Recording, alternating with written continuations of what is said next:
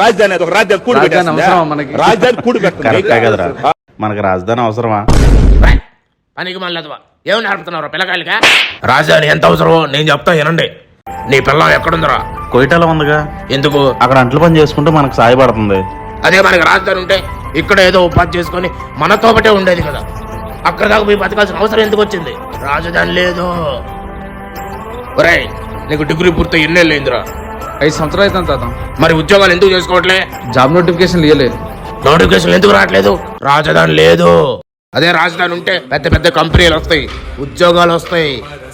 రాష్ట్రం ఆర్థికంగా బలపడాలన్నా, చదువుకునే యువతకి ఉద్యోగాలు రావాలన్నా, వ్యాపార రంగం అభివృద్ధి చెందాలన్నా, వలసలు లేని ఉపాధి రావాలన్నా రాజధాని కావాలి.